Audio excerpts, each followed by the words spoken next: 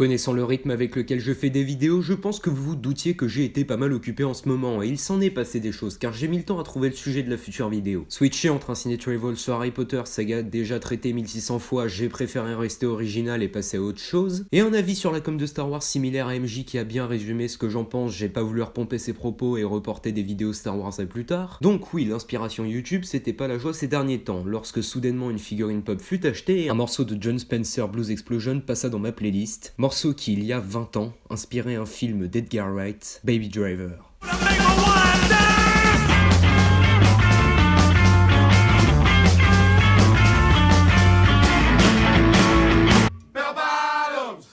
Baby Driver, c'est le deuxième film se situant hors de la trilogie chef-d'œuvre du réalisateur, trilogie Cornetto qui comprenait Shaun of the Dead, Hot Fuzz et World's End Pub, avec en rôle titre les mémorables Simon Pegg et Nick Frost, jouant trois personnages différents dans trois histoires originales. Des acteurs avec une performance folle qui sera pour moi la raison du succès du débile mais hilarant Paul de Greg Mottola, et un cinéaste qui, sans être encore connu, prouvera sa performance avec le clip Mean Trial de Blue Song en 2003.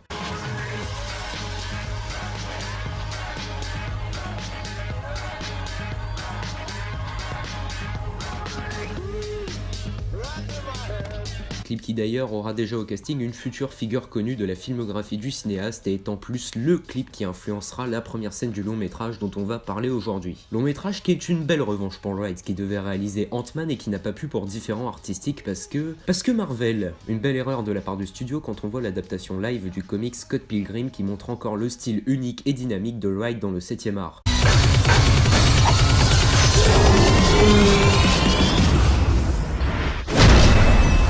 Scott Pilgrim vs. The World. Ouais, ça aurait changé du Ant-Man oubliable de 2015. Même si on aime moins un long métrage qu'un autre, Edgar n'a pour l'instant connu aucun échec apparent, et c'est tant mieux. Puis vint Baby Driver, sorti en salle en juillet 2017. Baby Driver raconte l'histoire de Baby, joué par Ansel Elgort, un jeune chauffeur conduisant pour un groupe de braqueurs, où l'on retrouvera l'interprétation d'Eiza Gonzalez, Kevin Spacey, John Bernthal, Jamie Foxx et John Hamm. Mais c'est la rencontre avec Deborah, jouée par Lily James, qu'un futur couple va se former avec Baby, où les deux auront pour projet un road trip. Chose qui posera problème à l'organisation criminelle. Et la question à laquelle je vais répondre aujourd'hui, c'est de savoir si la patte Edgar Wright a été pour ma part retrouvée dans ce dernier film. Et contrairement à une bonne majorité qui a fait débat, je vais répondre oui. Certes moins complexe que la trilogie Cornetto, certes une absence des attachants Nick Frost et Simon Pegg donnant la sensation d'un manque, le dernier long métrage du cinéaste reste simple mais pas pour le moins explosif et une nouvelle référence dans le cœur des cinéphiles. Pour moi, c'est un pari réussi. On retrouve le grand attachement qu'a le cinéaste pour la musique avec une bande-son d'une diversité rare qui était déjà présente dans ses œuvres précédentes, notamment avec le personnage de Baby. Personnage ayant un problème aux acouphènes, obligé de porter des écouteurs 24 h sur 24 pour stopper un bourdonnement incessant. La musique sert donc de leitmotiv pour le protagoniste, qui peut même être une allégorie du réalisateur par rapport aux liens forts qu'ils ont pour le son. La musique vit en Baby, mais aussi à travers les autres personnages, et elle les relie entre eux, elle les développe. Elle développe également l'univers dans lequel nous baigne Edgar Wright, connu pour créer des concepts fascinants du monde comme World's End Pub. La musique est synchronisée avec chaque action et chaque mouvement que font les acteurs et les objets situés dans l'espace dans lequel ils sont filmés.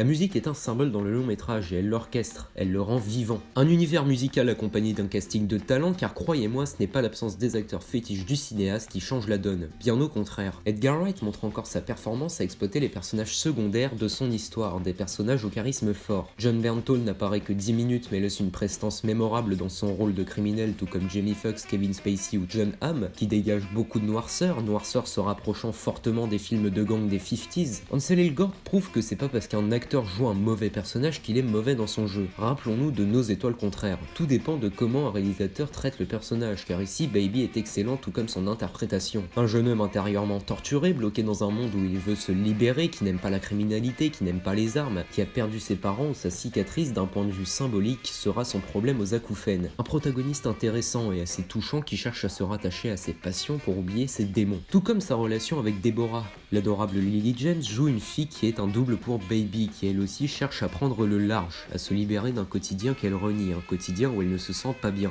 Elle est là pour le faire changer, chose que l'on rapproche avec la trilogie Cornetto. Wright utilisait des personnages pour faire évoluer son protagoniste. De plus, chaque réplique et chaque dialogue est rythmé, et il ne perd jamais le spectateur. On retrouve un ping-pong dans les discussions qu'entretiennent chacun où l'un finit la phrase de l'autre et inversement. On revoit cette écriture rythmique déjà évoquée dans la filmographie de Wright, notamment sur Words and Pub quand le groupe de potes parle des 3 mousquetaires. Les 5 mousquetaires. Les 3 mousquetaires, non? On sait pas combien ils étaient en vrai. Tu sais que Les Trois Mousquetaires est une fiction en fait, écrite par Alexandre Dumas. Il y en a même qui disent ça de la Bible aujourd'hui. Qu'elle a été écrite par Alexandre Dumas. Sois pas con, Steven, la Bible c'est de Jésus. On se décide. C'est parti! Pour terminer avec le rythme, on peut retrouver un montage intéressant, puissant et original pour l'époque car Edgar Wright redéfinit à lui seul le cinéma, en mélangeant les genres. On peut facilement identifier de la comédie avec le côté délirant de certains personnages, intégré à du film d'action avec des scènes de poursuite, mais aussi du film pulp 50s avec les scènes de Kevin Spacey et du romantique avec les scènes d'amour entre Deborah et Baby ou encore les scènes avec John Hamm.